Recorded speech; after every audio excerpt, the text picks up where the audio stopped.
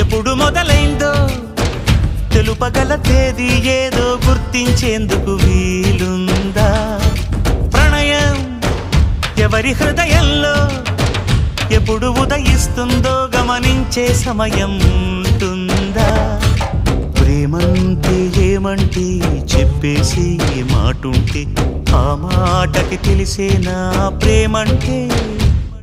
అది చరితలు సైతం చదవని వైనం, కవితలు సైతం పలకని భావం, సరిగమలెరుగని మధురిమ ప్రేమంటే. దరిదాటి ఉరకలు వేసే ఏ నదికైనా తెలిసిందా తనలో ఈ ఉరవడి పెంచిన తొలిచిన కేదంటే?